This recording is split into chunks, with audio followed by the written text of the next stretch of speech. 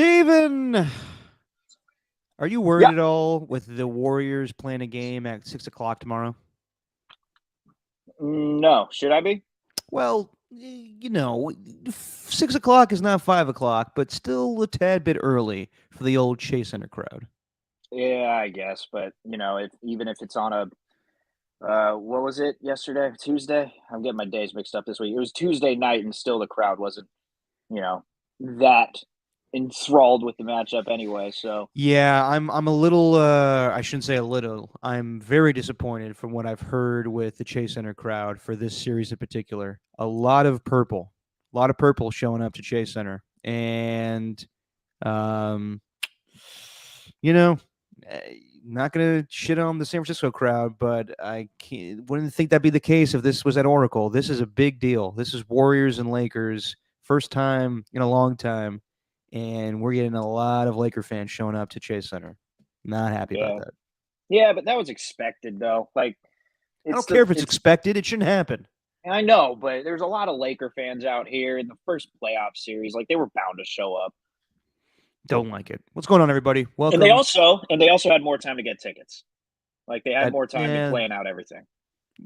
not necessarily. Did Warrior fans really know that they were going to get past Game 7 with the Kings? I don't think a lot did. So there's a lot of planning from the Lakers Grizzlies matchup. Like Nick Wright, for example, already purchasing what was it, Kings and whatever it was, Kings and Lakers tickets, Well, which he he's an already idiot did. for doing that.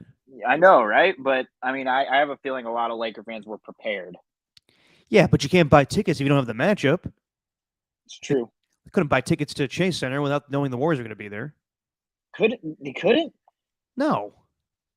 Well, I mean, Nick Wright was able to. He was able to buy it when that series hadn't finished. So Laker fans, I'm sure, figured a way to do that. There's no excuse for Warriors fans then. Should be able to buy tickets for Lakers Warriors. Anyway, Yeah, hypothetical games aside, welcome to Just Your Opinion, man. Stephen Langford, Derek Papa. We will talk about what happened in game one last night. I am not happy, but it's a long series, hopefully. Before we get into that, Stephen, Pebble Beach again on assignment? yeah, yeah. So two Bill times I've Murray? gone. The two times I've gone to Pebble Beach this year. Uh, once was I got riddled with COVID, so couldn't go. No, we Um, riddled. and then yeah, and then this Riddled with this COVID. yeah, I know. Ernie, it's not a drop if someone asks you about it. All right, I didn't ask for this. What do you want me just to brush it to the wayside and say no? Let's get to the Warriors. I'm going to talk about my life, Ernie. This is my podcast. Damn it. I brought it up Well, too. it's our podcast, but anyway, Yes, and the Jesus. Ernie's. Yeah, I know. I'm aggressive tonight. Yeah, No, seriously. so no, we got a message that the LPGA is holding the U.S. Open at Pebble for the first time in July. It will be their first time ever for the tour, and yeah, we got a message that they're going to have some media availability, some interviews, some interactions. Oh, and you can also play around. Um, yeah, we got that message the day that I broke my shoulder. So Mm.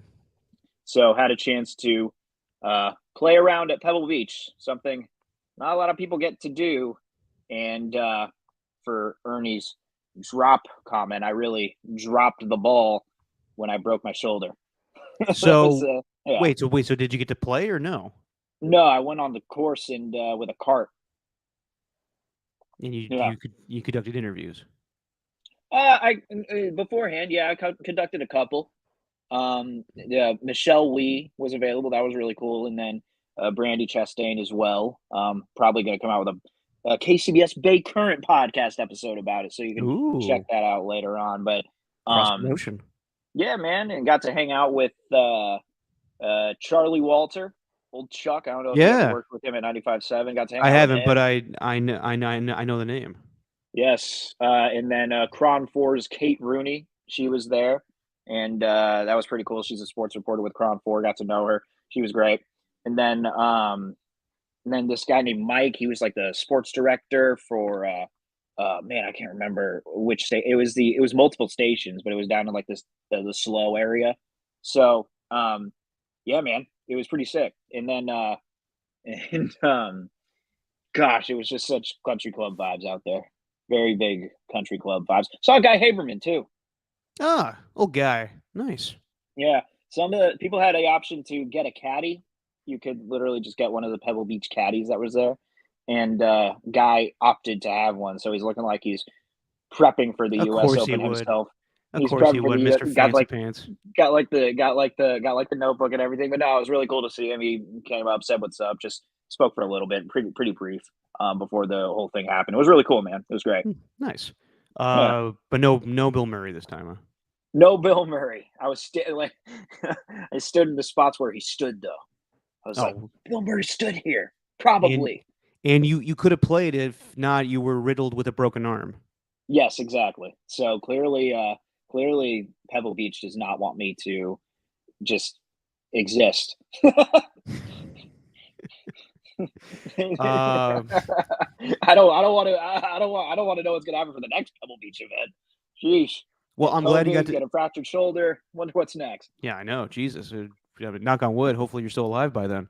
Yeah. I was gonna say though, using the word riddled in that scenario. Have you ever seen? There was some Ricky Gervais thing a couple like 10 years ago, where it was it was like a short film that was on HBO, and Liam Neeson was in it.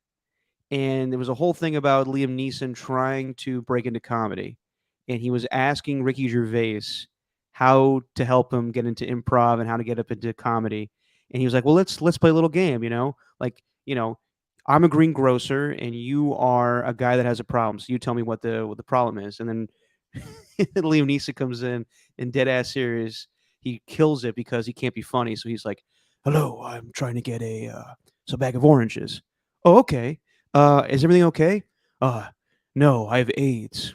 I'm riddled with it." It just kills the scene. And so every time I think of someone saying I'm riddled with something, that's the first thing I think of. It's a hilarious scene. I I forget what love it's from, but it's hilarious. I love that you called it a short film. It's Life's Too Short. It's the mini series. Uh, Yes. yeah, It literally yeah, was. So you exactly yeah. know what I'm talking about. Oh yeah, yeah. Him and Johnny Depp. Johnny Depp had one of the best ones too because his role was he's going to play like a live action movie about Rumpelstiltskin. So he was going to play like this short character. So he's following around. Oh Oh yeah. gosh, what's the Warwick Davis? He was following around Warwick Yes. Davis and studying him and all this sort of stuff. But really, Johnny Depp also used the opportunity to get at Ricky Gervais for his jokes at the Golden Globes from his speeches. So he did like that whole thing where he like, I have a list of jokes for you, Ricky. And then he like starts going down the list of them. I need to watch the whole thing. I need to watch the whole thing because I've only seen the Liam Neeson part, which always cracks me up. One of my it was one of my favorite lines from Johnny Depp. He's like, "No one makes fun of Tim Allen on my watch." It was great.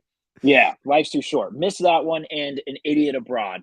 Just Oh yeah, classic. that too. Yeah, Oh, that's funny too. classic Ricky Gervais stuff that everyone needs to see. It's so just quintessentially English, I'd say, the Yes. humor in it and everything. Well, yeah, and Johnny Depp's good at making fun of himself, and so is Yes. Rob Lowe, who was at the game last night. Good transition, Derek. Thank you, Derek. Nice. Did you see that Rob Lowe and his lookalike Rob Palenka at the game? I did not. Yeah, the TNT had a little side by side between the two of them, and I mean, that's the thing that sucks too is you're gonna have the LA crowd, like the celebrities, come to San Francisco just to watch this game and root for the Mhm. Lakers, which I'm pretty sure Rob Lowe's going to be. Like years ago, they showed that shot of him in the crowd at an NFL game, just wearing an NFL hat because he was being weird and he's just a fan of the NFL. I would Yes. assume that Rob Lowe is a Laker fan, and pretty much every celebrity in LA wants to be a front runner and root for the Lakers. Yeah, they want to get out in front of it. They want to be the next Jack Nicholson. They take a look at Jack Nicholson and say, "Who? He can't be the face of the celebrity, the celebrity fan. Someone else needs to step in. Why not have it be Rob Lowe, the ageless wonder?" Yeah, well, that's the thing though, is Jack did it at a time too, like before the Showtime Lakers, where he was actually cool about it. He just didn't front run. He just was always a basketball fan. But I ask you this, Steven, and you alone, maybe the Ernies, who has better fans that show up to the games? The Lakers or the Knicks? Because the Knicks have been getting a good crowd lately. Saw last night they had Chappelle. Pete Davidson has been showing up. John Stewart, Aaron Rodgers is making the rounds now. He's at Rangers games. He's at Knicks games, trying to get close with the Jets teammates. Oh, it's the Knicks. You think so? Oh yeah, the Knicks have had their fans show out, man. Chris Rock also involved in that. I Spike think he goes to Lee, Ben Stiller. Like they've got dude. everybody. Ben Stiller's diehard. That dude tweets about the Knicks all the time. Yeah, yeah. It's And almost like I don't believe it's Ben Stiller whether he tweets so much about it. well, I was surprised about this at Jessica Alba too. Good mention, Ernie. Jessica Alba, Raider fan.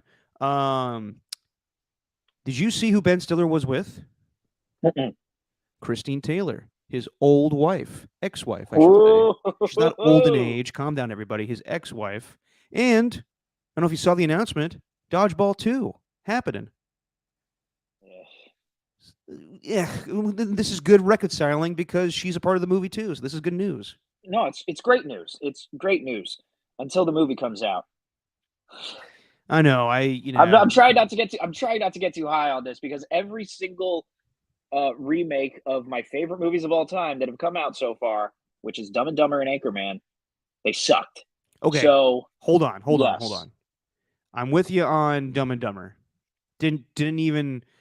I think I lasted 5 minutes, and then the recent one with Jim Carrey and Jeff Daniels, it was the money grab. Zoolander 2, also terrible. Awful. Anchorman 2 was not terrible. It definitely had its moments. It wasn't like the original, but it definitely had its moments. All right, I'll give you that. I guess.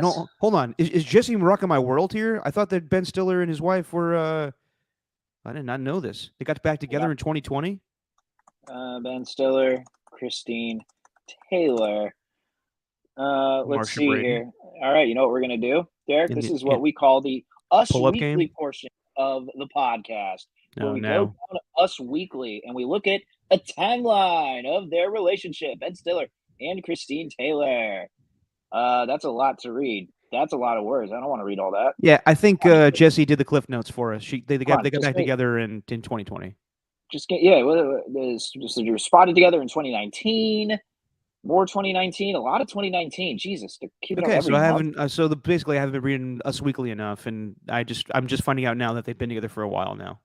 Mm-hmm. Oh well, so in 2022, they officially got back together by the looks of it. Also, there's this creepy video in the corner. I don't need to see that. Anyway, so there you go. How about that? All right. Well, there you go. And I'm glad we solved that riddle. Back to the Warriors. Okay. I'll let you take the floor here, Steven. What did you think of last night's game? Well, first off, I'll just say I didn't watch it. Was listening to it on the way home, and caught the highlights though. Didn't watch the whole thing today. Didn't have enough time. But this is a abhorrent,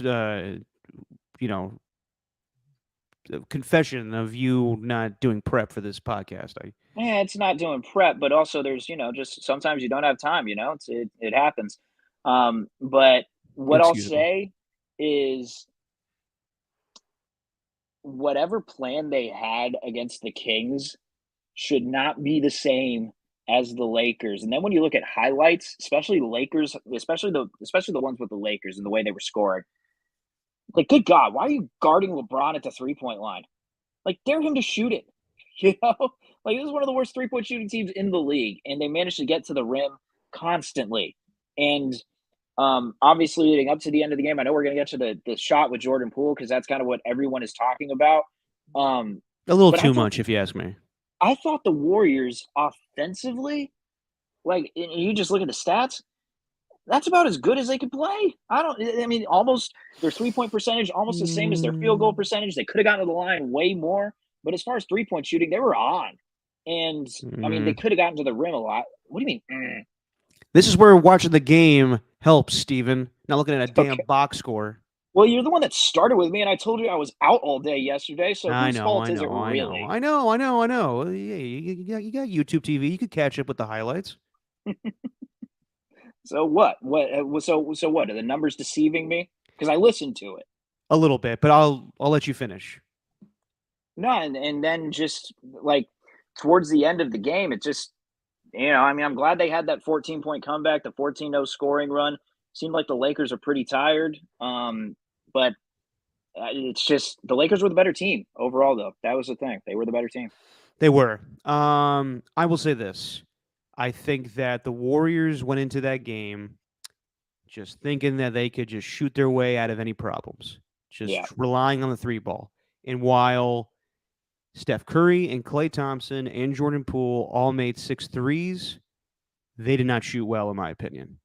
They were a collective 43 of 106. So they were 40%, but not good at all, in my opinion. The best shooter of the night was Jordan Poole, going 6 of 11 from three and 715 overall. But you look at the numbers, Steph Curry was 10 of 24, and Klay Thompson was 9 of 25. And then you got LeBron James going 9 of 24. He did not play well last night, in my opinion, but he doesn't need to now because I was listening to Draymond Green's podcast today. And of course, this is going to happen with Draymond and LeBron being buddy buddy now. He was shocked that the style in which LeBron James is playing now, he's more a facilitator and he's not going to be the focus of attention. And he's like, when you're LeBron James and you take a back seat, and we get it, Draymond. You're trying to be a Laker next season. I hear you, but that I know I give LeBron James a lot of shit, but I commend him for realizing that at this portion in his career, he is not the focal point of the offense. He could still go out and get 38 points if he wanted to, but that's not going to be beneficial for the team. It's where Anthony Davis and everybody else that can shoot is the focal point, and LeBron James is kind of like the Draymond Green of the offense, assisting, lining guys up in the right places.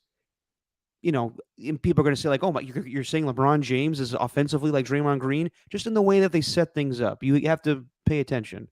But the key to the night was Anthony Davis and the Warriors' inability to stop him.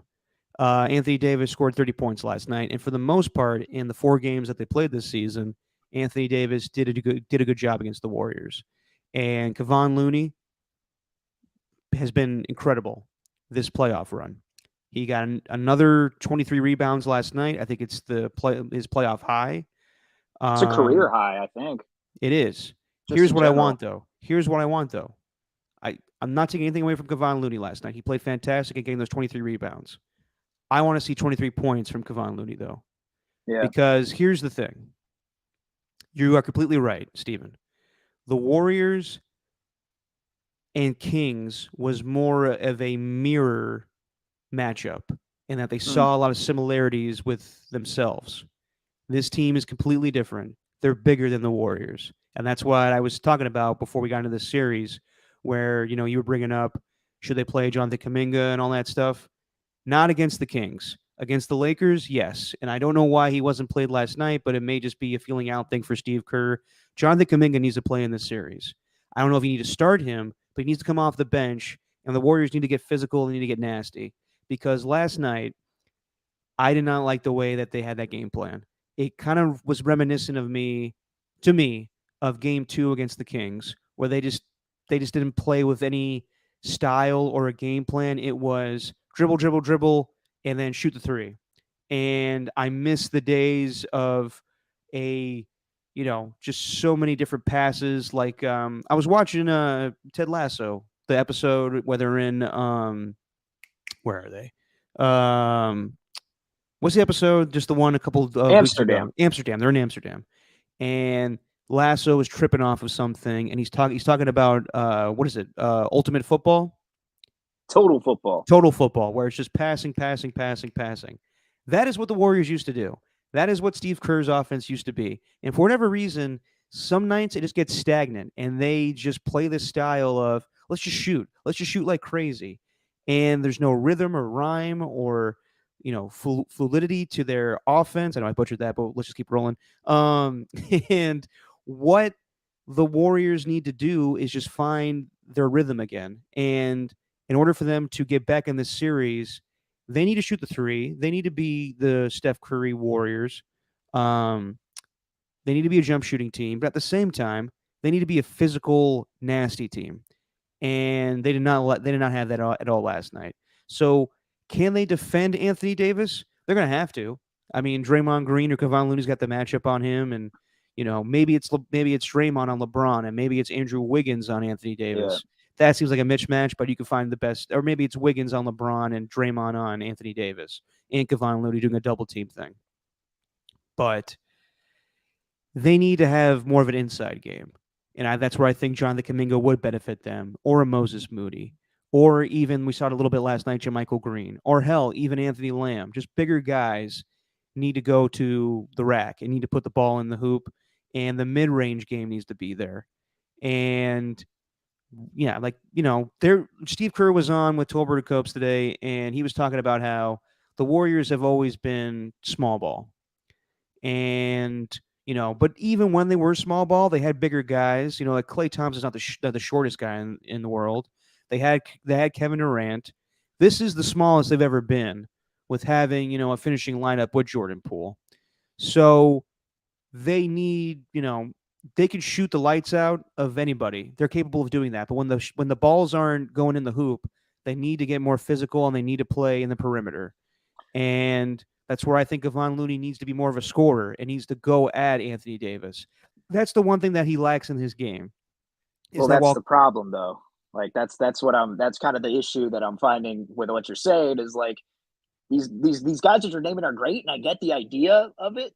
Like what you want to try and combat what the Lakers are doing, but Looney, like, and you said 23 points. I know you just put 20, you just put a number on it because that's how many rebounds he has. I know you're more speaking in general. You just need more scoring from Kevon Looney, but I don't know if he's going to be that guy in this series, man. And that's why this matchup's tough. It's one where they're both completely opposite styles, and I heard this all the time, like when I was working with Lowe, and I still hear this cliche where styles make fights. I still don't get what that means.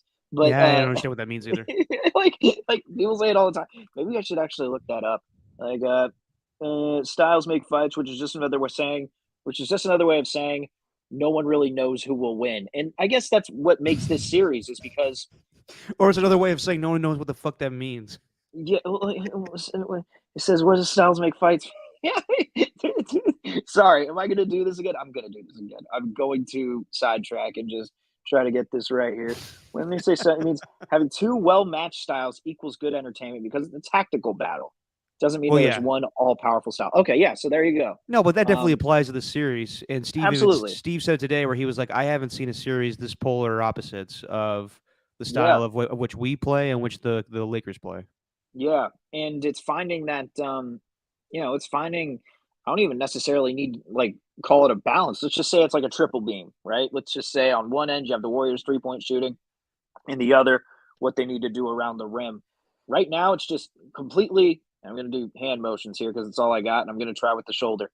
But it's completely 3-pointer right now, 3-pointer heavy, and they need to find a little bit of that balance as high as my shoulder can go. Like a 70-30 is to mixing it up a little bit. And to be honest, that guy for me is going to be Andrew Wiggins. If there's going to be anyone there, I think this dude, you can't have him going 10 points on 11 shots. Like that can't happen for Wiggins. He needs to be aggressive. You need to see him get to the free throw line. He only got there twice yesterday. Excuse me, had 15 points on 14. I was looking at Kevon Looney's stats. But either way, still inefficient game. You need more from Wiggins. And that's, to me, if there's going to be any players that need to step up in that regard, I think it's Wiggins there. No, I agree with you. And he was 1 for 5 from 3, but I don't need him shooting 5 threes in a game. And you did mention Kuminga. I want to circle back to that after you make your point too. Go for it. No, I just wonder what's happening. Something's going on. I think it's in the little amount he has played, Kerr is not happy with it. So it's. I do also think that Steve Kerr understands styles makes fights, whatever the phrase is. Styles make fights, yeah. Yeah. So maybe not trying to match them with a younger player. It's a lot of pressure. No, but you gotta, the Warriors definitely have better shooting. And I will say also the Lakers have improved their shooting. They have Dennis Schroeder, but they also picked up who's on the team right now? D'Angelo Russell. Yeah. Jared Vanderbilt, Rui Hachimura. So they improved their shooting, but it's still, they're more of a physical inside team. And that's the way that the Warriors lost the finals in 2016, was that Tristan Thompson and the big guys like LeBron James, the Cleveland Cavaliers, stopped them from going inside, and they were relying on the three ball, and that wasn't landing. And then their shots from Kevin Love and Kyrie Irving were going in. And that was kind of what I thought last night when watching that game, was just the Warriors are relying on, I mean, they played great down the stretch. In the fourth quarter, they got the the lead back. They tied the game, but they were just relying. They were trying to pull the game out of their ass. There Right. wasn't really any style or good game plan, in my opinion. Like, I love Steve Kerr, but I don't think last night was a very well coached game. I will admit that. And I think Steph Curry had a brilliant fourth quarter and tried to get him back in that game. But in the end, Jordan Poole shot did not go in. And I'll get to that in a second, but I'm with you, Steven. Andrew Wiggins needs to be the guy he was a year ago. Remember last year, you made fun of me when I tweeted out this needs to be an Andrew Wiggins game, where they're playing the Grizzlies, and it was Hmm. one game where they were doing the same thing. They were settling for a bunch of threes, and they were not being physical. And I was like, they need to be more nasty. And I was like, Andrew Wiggins needs to go and score in this game. And you were like, Andrew Wiggins never scores. And then as time went on, he started, dunking, and he became that, he posterized, who was it, Luca in the Yeah. Western Conference Finals. That's what Andrew Wiggins needs to do in the series. He needs to go after the rim. And I'm with Yonka Von Looney. He may not be able to score 23 points. While he is a great rebounder, this is the part that sets him back from being a great center, is that he's not a physical center. In that's why the Warriors have always tried to upgrade, whether it was Damian Jones or Jordan Bell or DeMarcus Cousins or James Wiseman. Kevon Looney has always been consistent, but he never has been a physical dominating presence in the center position. And I think he needs to be that for this series, but we may not see it. So, and I think Draymond Green needs to play better defensively and offensively. He could play inside. He even said on his podcast he played like shit, and I'm glad he realizes that. All in all, I think the Warriors, take from Greg Popovich's quote from back in the day when he was in the huddle, I need to see more nasty. I need to see them be more physical. I have no doubts that they could shoot the lights out and be an offensive, explosive team, but they also need to, you know, like, this is the part of the argument that I always hate of why Charles Barkley doesn't like the Warriors, is they're a pretty jump shooting team. And I know last podcast I called him Sir Fat Ass. That is just a term of endearment. I love Charles Barkley. He's always been, he's come on in the past on my dad's show. He has nothing but nice things to say about my late uncle. So I do love Charles Barkley. But this adds to his argument of why he hates the Warriors, is because they're a pretty jump shooting team and they don't play any physical enough. And I think they need to be equal parts a pretty jump shooting team and also be nasty in this series. Oh, Sir Fat is so good. It's so mean, but so good. Um, yeah, and also I think another thing too is your dad talks about this, and he likes to bring it up. He always brings it up with a little smirk whenever he's saying it. But whenever, and you're gonna know what I'm talking about, but whenever the Warriors play the Heat in Miami, he talks about that Miami flu, a little bit of the Miami flu. Maybe there's a little bit of that. They got South Beached. Yeah, maybe there's a little bit of that postseason or post series rather post series flu with the Warriors and the Kings. Maybe they went Yeah. out to celebrate a little bit the night before. The Lakers had a couple of more days off. They already celebrated enough after their series with the Grizzlies. They had the weekend. The Warriors, they still needed to go into Sunday. Maybe they had a little fun on Sunday night. I mean, it was a day game after all. Maybe that had something to do with it too. They get like these things happen in sports. We always like we've done this. We do this all the time where we just think that athletes just constantly do their job, go home, and then immediately start thinking of the next series. But they do a little bit of partying too in the middle of it. I also think that might have come into play, and that's maybe why fatigue was starting to set in. That was something that Tom and Tim were mentioning in the third quarter, towards the end of the third quarter last night. Was it's like I think this team was I think this team's a little fatigued right now. They're looking a little tired, and then they go on a 14-0 scoring run, and then it's the Lakers who look like the tired team at the end of the game. But I wouldn't be surprised if it's a little post series flu that got to them also. Oh no doubt. I mean, that was a physical series, and it's just how much it was draining between the Warriors and Kings, and how much scoring went on. Um, no, I don't I blame them. I don't blame them at all. no, I don't doubt that at all. Yeah, no, it was physical, and the Lakers got the rest, so they were the more rested team. Which also, this whole schedule, just to go to that real quick, is kind of bullshit.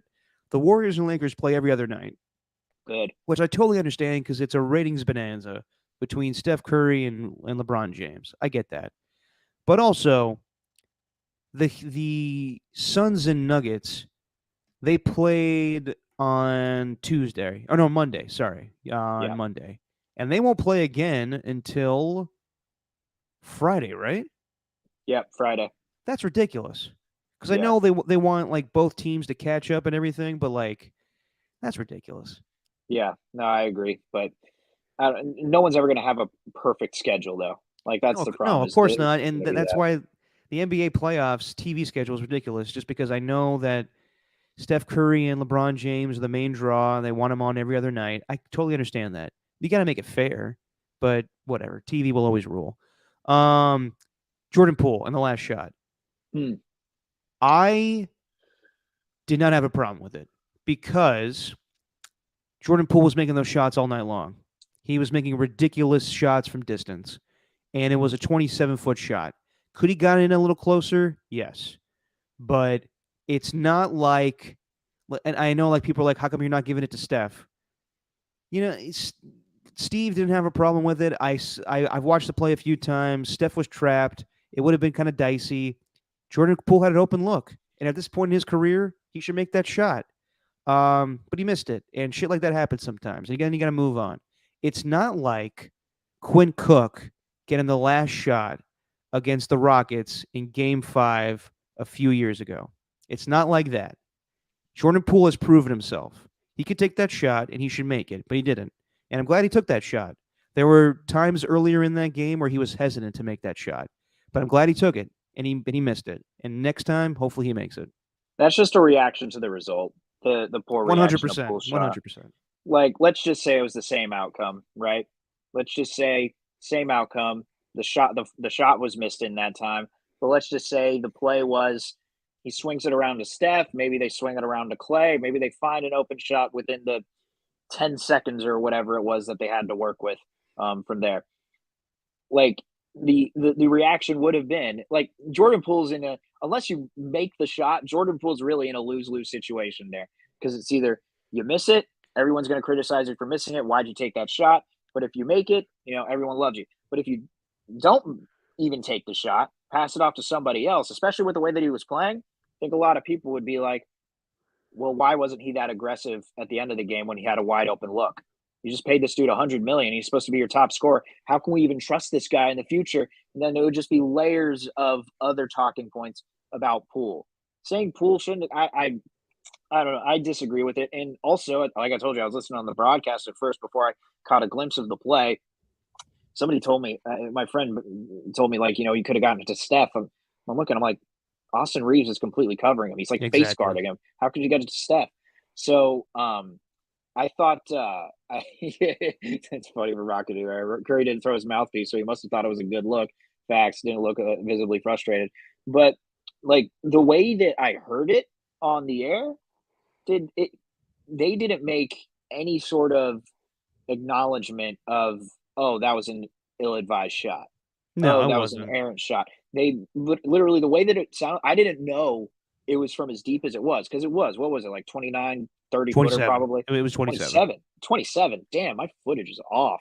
You know the little you know the I'll little double check, but I'm pretty sure that was the distance. the little they put the little have they always done this? I just started The noticing it distance in from how long it yeah, is. they've always done that. No, it's a new thing, and I kind of like it. I love it Yeah, personally. Like I never know how many feet away from the basket they are. I know, in general the 3-point line is like 25 feet or whatever, but I never really yeah. know the exact distance. 27 is what I'm seeing Hmm. right here. So I'm not mad at that at all. And the way that they made it on the broadcast was like, yeah, he shot a 25 footer.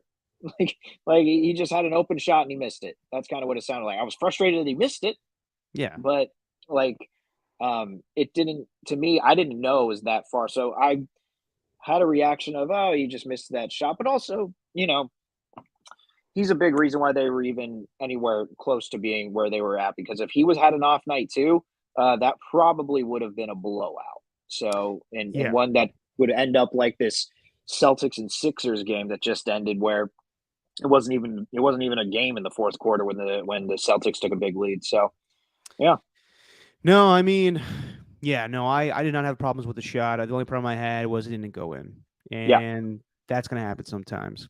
All in all, I'm frustrated with the outcome of the game, but I'm not discouraged. I'm discouraged with the mentality that, you know, Warriors fans have of not going to the game. I think that they need to make that arena deafening for Lakers fans, and I don't think Lakers fans should, feel like they have, company there. Like it should be overwhelmingly Warriors fans. But see that's the part that is the biggest thing in my head of this series is that we talked about it on the last podcast a little bit, but Lakers fans and the Lakers organization do not respect the Warriors throughout this whole dynastic run. Despite the 4 championships, they still think it out of it. They still think of it as a nice little run. Like when I worked at NFL Network, I would wear Warriors shit all the time to work. And every time some smart ass would comment, be like, that's a fake championship, right? You guys didn't go through us. And I was like, well, you guys weren't even relevant at the time. So, but now they are. And now they don't think of that all that time as anything until the Warriors, you know, supplant the Lakers. And I want them to win the series for that reason alone because they've accomplished a lot and they can't take anything away from them. But I want to rub it in the Lakers' face in Mm. this series because they still do not respect them. And I even go back to this. And I know he's passed away, but he still said this. Kobe Bryant in 2018, there was a Lakers booster meeting, and he was saying to the crowd, "We want to be relevant again. We want to make all those Warriors fans that came out of nowhere shut up." And to me, that is making it sound like the Warriors fans just have a bunch of bandwagon fans and they came out of nowhere, which is true in some regard.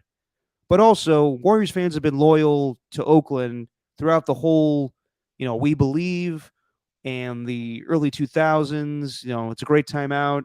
All the terrible times, there were always Warriors fans, and they just got popular, and now those fans have been priced out of the arena. But I want to win this series so bad because the Lakers still look down upon the Warriors, and I want them to kick their ass. And because it's LeBron and because it's the Warriors, this is extremely significant, in my opinion. Yeah. I mean, there's all these outside things. Of course there is, but what are these just like friends of yours that are saying this, or do you just think the Lakers in general? You know what the Lakers are thinking in this I regard? I just don't think that that organization and those fans have any respect to the Warriors. And I'm glad Ernie brought this up. It's kind of like how the Warriors view the Kings right now. A little bit, yeah. That's accurate. But I just don't like they see themselves as the Showtime Lakers. They are the NBA. And this little, this team that we used to shit on for most of our existence had a dynasty. And they think that they're now at our level now. They think that they could be in Forbes magazine along with the Celtics and us. No, fuck out of here. We're the Lakers. Yeah, but that outlook though, they can think what they want to think, and even so, they'll come up with some sort of excuse even after the Warriors win. There's going to be even if the Warriors win, there's going to be something to it. I I don't know whether I don't it's like care. an I don't injury or whatever. I don't care what their excuse is. This is the last check mark I want on the list of the Warriors revenge tour of our childhood of them being bad. The Warriors have never beat the Lakers in anything significant either, which, Mm. is important. Any major playoff series the two franchises has had, before the Warriors went to the Bay Area has always been won by LA, whether it was in 1987, like people remember Sleepy Floyd and his amazing game, but the Lakers won that series. Then in 1991, Run TMC had a great run, but Tom and Chris and Timmy and Mitch all lost to Magic and the old school Showtime Lakers. And then a couple years ago, this isn't the playoffs, but the play in, LeBron James beat the Warriors with that crazy shot. I want this to change. I want this to change this time. And like I said before, I would have been comfortable and fine with the Warriors losing to the Kings. I cannot accept this. I can't have the Lakers win this series. It will fucking eat at me. I'm serious, man. I like this is why I wanted to avoid this series because they've beaten everybody. They've beaten the Rockets and their whole, James Harden and that great team. They beat the Thunder with Kevin Durant. They beat LeBron James and the Cavaliers. They beat the Celtics. This is the one team, the one franchise they have not been in the playoffs, and they've got to do it. Yeah, this is their one final check. And to do it with like players like LeBron James, players like Anthony Davis, players like D'Angelo Russell, who probably thinks he's, too good for the Warriors or something. I don't know. Actually, D'Angelo Russell was fine. He just No, he was fine. he He just didn't fit in. no, he didn't fit. But you want to beat those, and yeah, there's that added element to it. But I also think we shouldn't underestimate their ability to make adjustments, though, and I think they will going into this next one. The way that they Yeah. defend them, they're not going to let them get to the line as much. But like as far as different things offensively, there was a limited amount of turnovers in this last game for the Warriors. I think they had 10, which is far fewer than they average, but it also could have been because of a lack of passing. Because the reason they have a high rate of turnovers is because of the amount that they move the ball. So actually, yeah, it's funny when I see that lower number of turnovers. That's okay, great. But how many assists did they have? How much were they actually passing the ball? Sometimes turnovers just come with it. So I'm sure they'll make some sort of adjustment going into it, going in the next game, and hopefully too. It doesn't seem like Draymond has any animosity towards them, and they need to like. I don't know where they need to find it, but they need to find some sort of extra motivation within this series. They found it all last year. Like I mean, the Nuggets and the Mavs, they were better than those teams just straight up. So they didn't really need added motivation. They were just better. But the Grizzlies, they had a really good team last year, but they found that added motivation. The Celtics, the Celtics might have been the more talented team than the Warriors last year. The Celtics were a really good, damn good team. But the Warriors found added motivation there. Like I think this series, I don't know if the Lakers are going to give them any of that. So they need to find something, anything to kind of get them past this next team in game 2. Well, what I'm talking about should be it. Yeah. If I were the Warriors, the motivation should be they still don't respect us. That's the way that I see it. And also a big deal last night that we've not mentioned is just the free throws. The Lakers got to the line way more than the Warriors did. That's why they will adjust. I have no doubts about that. I think they will shoot the ball better. But they also got to be more physical. They got to be nasty. Like it's time to bang a little bit. Like it's you know what I'm talking about. It's time to get inside. It's time to bang. It's time to get right up in there against Anthony Davis and LeBron James. All right, don't give me the look. You know what I'm talking about. Yeah, totally know what you're talking about. No, it's time to get physical. It's time to go to the rack. Any double entendre you want to throw out there, that this is the time for them to go inside and get to the rim and play inside basketball. They could shoot, they could do all that stuff. They could play the mid-range game, they could shoot threes, but they got to be physical inside. And I think they're capable of it. They've done it in the past. That's how they beat the Celtics. That's how they beat the Memphis Grizzlies. They got to match who they're playing with. They got to mirror them a little bit. So hopefully it happens in game 2. Now, I don't think that it's a must win because I'm kind of in the same school of thought as Tom Tolbert. Whenever someone says it's a must win, it's not a must win until you're going to be eliminated. But it's a very important win. They got to tie this series up 1-1 before they go back to LA. And I think the Warriors are capable of stealing a game at the Crypt, or whatever the hell they call it now. But it's very important that they go back to LA tied at 1-1. They don't want to go back down 0-2. I mean, they were able to do that against the Kings, but it's a different deal when you are the home team and you got to go on the road. Yep. Do you agree, Steven? Like, I don't think it's a Of must win, course. but it's a very important win. Of course, man. Every game's important. And must win is just a saying, but it's it's close. Like you can call it anything you want. I mean, like you could call it the Cold Stone Creamery game. You got to have it. You could call it the uh, Just uh reminded me of Aziz Ansari's character Randy. yep, There's like 3 different flavors of crackhead from at Cold Stone Creamery. Like it, love it, and gotta have it Randy. with That like was so. 15 A's. That was like an Aziz Ansari peak right there. Actually, no, it wasn't. Oh, Just Master of kidding. None. Yeah, he had a fine career after that. He did well for himself. Now making Come, his directorial debut. So shout out to Aziz Ansari. oh, he is. Come back Yeah, with season 3 of Master of None could happen now. I think everyone's forgiven Aziz for whatever happened there. yeah, I guess so. I don't know if Master of None's going to come back, but I do agree that it needs to. But yeah, man, of course every game's important, but like going down to a series 0-2 or 2 like on the road, like the Lakers know like they're just going to give it everything they have at that point. Like Yeah. they're not even going to conserve anything. They're not going to say, "Hey, maybe we should, sit back a little bit here and maybe try to conserve our energy." Like they'd be going all out to try to close that series in a sweep. So you do not want to do that. That'd be no bueno for Yeah, just layers of reasons. that's the one thing I worry about is that they're playing with house money right now. And they have no kind of like how the Heat treated game 2. They rested Jimmy Butler and I'm like, "All right, we're tied up 1-1 going back to our show or back to our arena in Miami." Um, with the Lakers, it could be that LeBron is like, "All right, I kind of played it easy, game 1, and then we still won. Now I'm gonna go all out and go after him and try to get this, thing locked up at 2-0." So Yep. hopefully that does not happen. The Warriors adjust. They got to win this game tomorrow.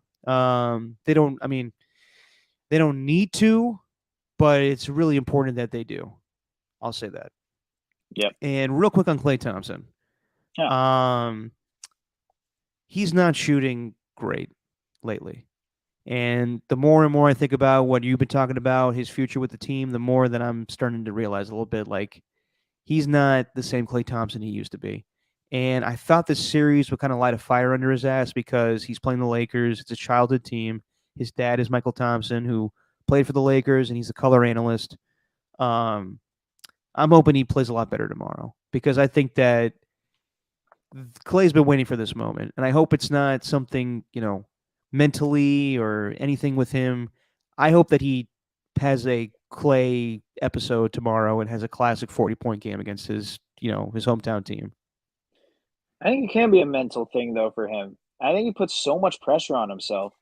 It's pretty Yeah. clear that he does. It's like, Well, he's been through a lot. yeah, for sure. And he still puts all the pressure on himself though. Like still he expects that he's got to be this, 40 point a game guy. But regardless, I still want to see him putting up as many shots. Like I'll take Klay Thompson shooting the basketball as much as anyone else. Yeah. So and that's what they got to rely on. And you know what? I'm willing to, like, if that's what it takes, I'm not going to just sit here and go, yeah, they need to take shots away from Klay Thompson. And he needs to be more passive. Like, I don't, No, I no, don't no. want that. I don't want that. So I think he will turn it around. I don't know if it's going to be at Chase Center.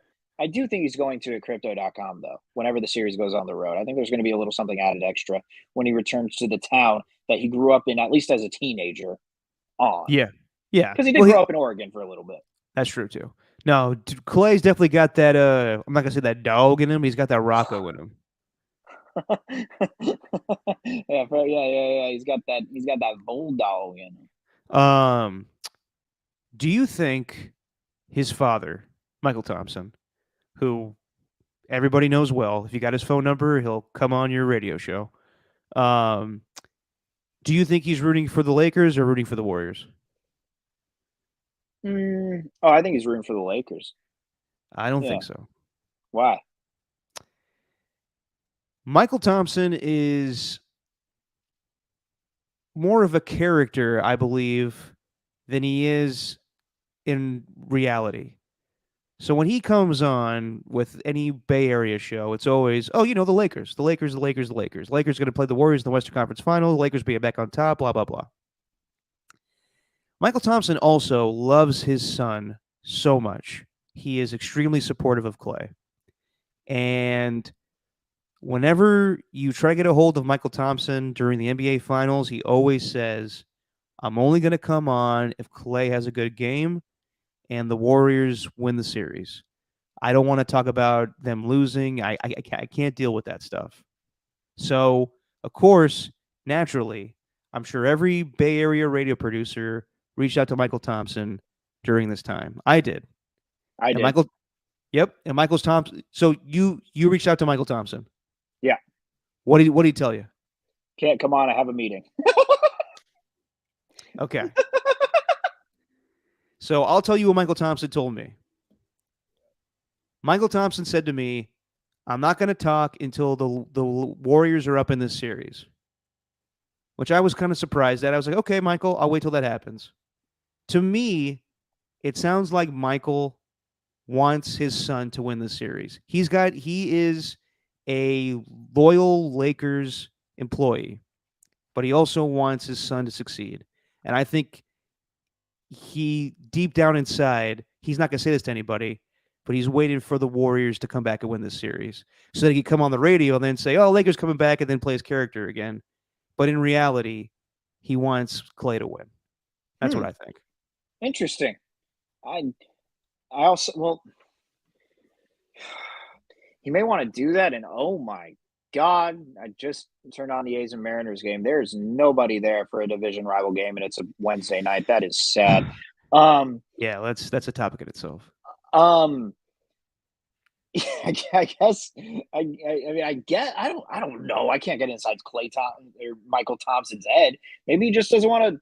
He wants to come on for both reasons, possibly so he could speak his thing on the Lakers, but maybe so he just doesn't have to. I don't know. I just I don't think he just wants to talk any crap about his son. Exactly. That's what I think, is that he's so conflicted with this that he is more happy if Clay wins. Yeah, I I guess. I mean, well, yeah. When you see your son winning, I imagine it's a different feeling than seeing maybe your former team. I mean, Michael's won championships with the Lakers. He doesn't need to see them win again. Yeah, yeah. So yeah, that's where we're at with the series. So hopefully things get rectified tomorrow for game 2. By the way, did you see that they named for the next match? It's going to be Steph Curry and Klay Thompson versus Travis Kelce and Patrick Mahomes.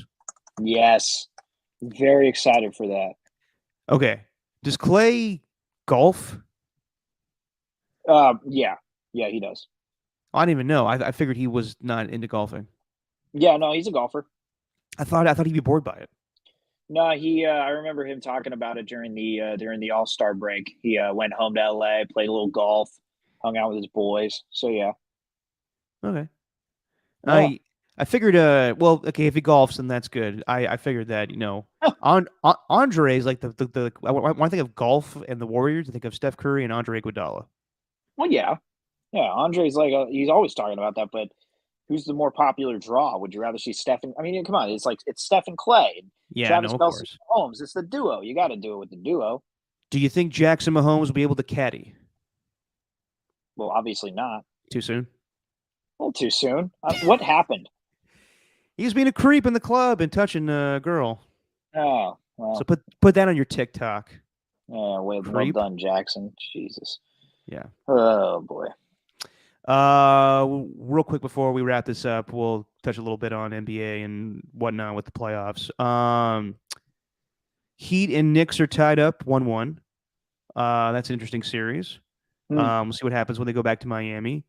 I really wanted to pick the 76ers in this series against the Celtics. And I thought they looked really good in game 1 with James Harden scored 45 points. No Joel Embiid, but he gets the MVP trophy. Well deserved. And then he comes back tonight and they get blown out. So that was bound to happen, though. Tied up 1-1. Yeah, that was it's mostly the Harden thing, though. Like Harden kind of came back down to earth. Yeah, a little bit. And then Nuggets are up 2-0 on the Suns. It frustrates me how the Suns play basketball. Like it's Kevin Durant, Devin Booker, DeAndre Ayton, Chris Paul got hurt, but move the ball. Move the Yeah, ball. I know Kevin Durant is so opposed to that stuff because he hated it with the style and with Steve Kerr and everything. But Kevin, you're going to win that game, man. It can't just be Devin Booker. You get it. All right, now Kevin Durant, you get it, and you go yeah. score. Like, they would be so much better if they played like the Warriors. And God, that was an offensively just disgusting game between the Nuggets and Suns, but then the Nuggets prevailed in the end. And I think that we have been sleeping on the Nuggets for this whole season, and they are hands down not only the best team in the West, in my opinion, but maybe the best team in this whole NBA right now. Interesting. I think yeah, the your turn, my turn thing is just it's not pleasing to watch just visibly. It's like, what are you doing? But um I also think that you're kind of seeing a product of what happened with that trade. You know, they traded a lot of good pieces away in order to acquire Kevin Durant, and these are the pitfalls right there. Like, this is the type of style that it's going to be, and they don't really like. In their defense, they don't really have a lot of other guys that can score Yeah, no, at, they're at will. yeah, their bench is pretty thin. Like, their bench, what is Damian Lee going to be that guy? Campaign going to be that guy? Is Maybe. what Josh Okogie? That ain't happening. He's more of a defensive type of player. So man, I was wrong on that series. Yeah. We'll see how that one goes. I don't think it's over yet. The Suns can easily tie that series up, but we'll see how it goes. Mm, Real quick, Steven, before we get out of here, yeah. should we get to some fuckery? Sure. Oh yeah. What's happened? Is there anything interesting that's actually happened? Steven, post draft time is very interesting because then you get the veteran God. free agents Oh. who are still available for teams that didn't, you know, make moves in the draft and want to, make some more moves. So today, Wow. the Kansas City Chiefs signed Donovan Smith, left tackle from the Tampa Bay Buccaneers a season ago. So he's going to be their left tackle. And Juwan Taylor is going to be their right tackle. Very interesting stuff, wouldn't you say, Steven? No. Okay, let me keep going then. Randall Cobb, very old wide receiver, slot guy, signs with the Jets to be buddies with Aaron Rodgers. It's a big move, wouldn't you say? You know, with the whole lead up to the draft, I'm even more tired now of just every post being Aaron Rodgers and the Jets. I liked it better when it was just rumors about him and you didn't have to see him all the time. Now he's everywhere. I see him in a Jets uniform. I see him all over the place. Now I'm even more frustrated. Yeah, he is out he's out and about, loving the New York lifestyle at every Yeah, Knicks it's like, game, at dude, go every on a Ranger darkness game. retreat. You go on a darkness retreat, and then all of a sudden you're in the public eye more than you ever have been with the Packers before the season. Yeah, I'm really waiting when as the season progresses that Aaron becomes like more New York. So he shows Yeah, up like sunglasses on, piece of pizza, darker skin, tanner skin, I fur should say. You fur know, coat. yeah, yeah, fur clothes. He's got the gold chain on, just being like, "Hey, yo, come on, cut me a break here. I don't get the vax. Fuck off." Oh man, Aaron Rodgers. Rogers. I'm gonna be tuning into, like, in my mornings on my drive in. After, if Aaron Rodgers has a bad game, I am no doubt going to tune into New York sports radio. I don't do that enough. I like totally regretted it after that Bruins loss. After the best season of all time and losing to the Panthers. After that game against what was it? Who am I thinking? After the game against the Sixers. Like, I Yeah, should have tuned in. I should have tuned in then. Regret not doing it. Should do it more often. yeah. No, it's gonna be interesting, and especially with if the Jets get Hard Knocks, which apparently is on the table. Oh boy. One final thing with the fuckery. Hmm. Can you pull this up in the private chat that I put? If I didn't it's get still there. anything. Damn I didn't get it. anything. All right, hold on. Uh, Why uh, why is it, why do I always do that when you're not around? It can't save it, that. yeah, wait till I'm around and then send it, bro. Well, sometimes I can't wait for you. All right, hold on. Why? Because then I God. think of it. Because then I think to do it, and then you're not there, and I'm like, oh shit. All right, now try. You're like the anti Elliot Yamin. I don't You're even not get gonna that wait. reference. Yeah, baby, I'll wait for you. Okay.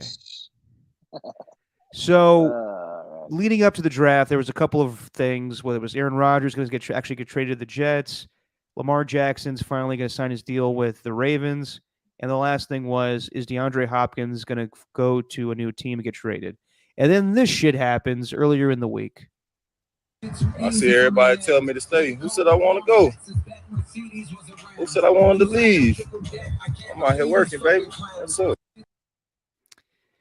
That's DeAndre Hopkins at, I'm assuming, the Cardinals facility saying, who says I wanted to go? Who says I wanted to leave? I want to be right here.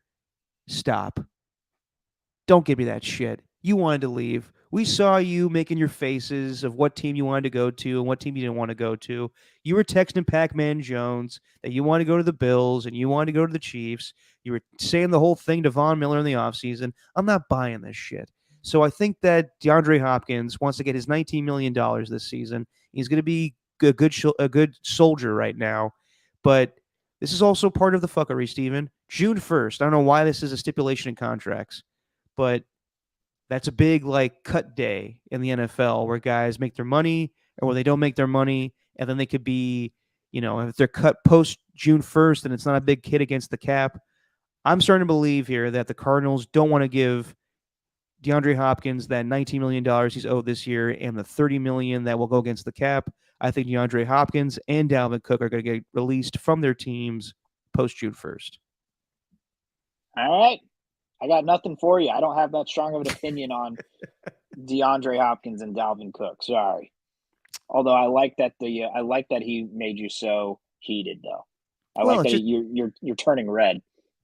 It's I just can't take the lies. And also, you know me, for whatever reason, I just get off on NFL trades and stuff. So you are very invested in this stuff. Yes. A little too much. I got to stop paying attention to the Ari Menovs and Dove Kleiman and ML football accounts. Those are just garbage. Actually, Ari's fine. Ari's fine. Ari's great. Ari's great. Ari's turned into an actual reporter. Dove Kleiman just steals everything. And I love the animosity that Dove Kleiman and ML football have for each other. It's like, you're both garbage accounts. You both just make up bullshit. Also, I'd retort with, show me your face, Dove. Yes. Show me you're a real person. I don't believe he's a real person. I still don't. I think he's an AI bot. Could be the case. You can't trust anything with AI these days. No, except for cooking recipes. Highly recommended if anyone needs one. Go to ChatGPT. And on that note, all right, everybody. Wait. Whoa, hang on. Okay. I just want to show this to you. This is great. So, the unwritten rules of baseball. Somebody's pissing off the old heads now. Even the ones who say they love the game, when players have fun. Now there's one tweet. Jesse sent this to me, so Jesse gets the credit. But someone said, "I'm more of a what?" Well, actually, this is the ESPN guy June Lee who posted it, but someone else reposted it saying, "I'm more of a let the players have fun type of guy." But even this is disrespectful. This is Wander Franco, Rays shortstop. He was the number one prospect a couple of years ago before they brought him up. Watch what he does here at short. This is badass. And I don't even know if there is no sound. He gets the pick, flips the ball, and gets the out at first. Mad at that. You have to be viewing the podcast if you want to see this. Flips it, stream, and then gets the out. And people have a problem with it? People have a problem with it. They're not too thrilled with it. They're not too thrilled that a baseball player is having fun. But there's one more. This is in the same game. Wander Franco twice. This time, though, in the batter's box. This is sick. Will be next. And a shot back into deep right center. That baby's going to go out of here. they'll show it on the replay. I just put the volume down as the play-by-play is going on with the Rays broadcasters. They'll show the replay though as soon as Wander's rounding third. I didn't plan this terribly well, but what? It's a podcast. Who cares? Just wait for the replay. Oh, never mind. The replay's not there. They didn't even show it. Damn it! Good God, Steven. So what's the point of the replay? Well, he flipped the bat in a really cool way, and it's just Wander Franco having fun. I blew it. So what's your point is that you want some of this new school stuff to be a part of the game in baseball. There's nothing wrong with that. No, I don't even have a point. I just think it's really cool to point these things out sometimes, Derek. Well, do people actually have a problem with him flipping the ball before he threw it the out? Some do, yeah. And I guess that is my point. Can we just stop judging players for whatever they do on the field? It's just, who cares? Like, stop. Go find something else to be angry about with your day if you're going to be angry about that. I got nothing for you. I'm with you. Yeah. All right. Latinos add flavor that old folks don't like. That's for Rockin' New Era '84. And hey, man, it's just That's facts. the truth. That's the They truth. have so much. It's so much fun. Like, exactly. The WBC was electric because everybody, like, there was no drilling them in the back of in the back. Like I saw Will Clark and all the Giants fans loved it when he talked about. Oh God, I forgot what he was responding to. But he saw a video. I forgot what it was, but it was a player doing their thing, and he said, "Well, I drill him," and they're old when they have like the "eem" in it. When they say things. Well, I drill him right there in the back. Like You're making Will Clark sound like he's Canadian. I know. Yeah, just pronounce his name Tuesday. You know what's so hypocritical about that, or ironic in that situation, is that Will Clark, I think, said that on the No Filter podcast network with Eric Burns, and Eric Burns' whole thing is the Savannah Bananas, who do all that shit, who do all the crazy stuff. Yeah. Who literally want to put the fun back in baseball? Makes no sense. Well, their stuff's ridiculous. Have you ever seen it? It's insane. They came down to San Jose once, missed them, I think, or they're still set to come to San Jose, but I'm going to miss them anyway. The Harlem Globetrotters of baseball. One more thing to show you, by the way. Yes. The Giants today getting a 4-2 win. Got a little dicey there in the eighth with the 2-run homer off Logan Webb, but luckily Scott Alexander and Camilo Doval came in to save it, and Wilmer Flores hit the insurance home run in the ninth. I know. I was hoping we start our show on time today. But Logan Webb, talking about recent struggles, let's just say it was a shitty situation for them sometime over the weekend. The whole trip was very grindy, I guess. Like it's been a mental grind. It's been a physical grind. I think 3/4 of our clubhouse has so it's not it's been a mental and physical just grind. So it'll be good to get back home for sure. Hopefully away, we'll be better in a couple of days. But happy we were able to come out of this with the last 2 wins. Yeah, I heard the quote, but didn't actually see the video. That's what happens sometimes when you go to Mexico City. You got to be careful what you eat and what you drink. I just like to think that they're all in like a group chat and they're all like, dude, did you have a weird shit? Did you shit weird? Dude, I like how he knows that the whole team has the shit. Well, yeah, and they also had terrible travel. Like, you see Jock Peterson go off? Yeah. And that one to me, I get that. I'm hearing that. And I also need to hear the context of everything else that he said within the post game, because that can't just be like the be all end all. Well, we had a tough travel schedule, that's why we played poorly. No, you also got to take some accountability with that too. Not saying he didn't. He also kind of said he understands the way that he sounds when he's talking about the travel schedule. But to me, that's there's also a piece of, well, you guys also just didn't play well, and you got beat. Yeah. Also, I mean, that game on Saturday was ridiculous. I love. It was a lot of fun. Yeah, it was also just home run derby and not real baseball. I love Sean Estes in the post game just being like, "That was ridiculous. That wasn't real baseball." Yeah, well, I disagree with Sean on a few things every now and then. Oh, come on. Sean's the best. Yeah, he's great. I've met him a couple of times. He's a good guy. Almost as good looking as you. No. He is. No, I mean, he is like, he's saw him in person. I'm like, hey, Sean, I get why they got you on TV, man. I didn't say that actually. I will say this: Sean Estes, great guy, always would make me walk back at 95.7 the game. Always would make me walk up the stairs with him because he didn't want to go on the elevator. Totally understand that. He was afraid of elevators. That's right. But every time he would come in for an interview, he'd be like, "All right, Derek, you're gonna walk up the stairs with me?" And I'm like, "Oh God, Sean. Okay, let's do this." And he's, in his 40s. I'm in my 20s, and he's like, "Come on, man, what the hell's wrong with you?" I'm like, "All right, Sean, Jesus."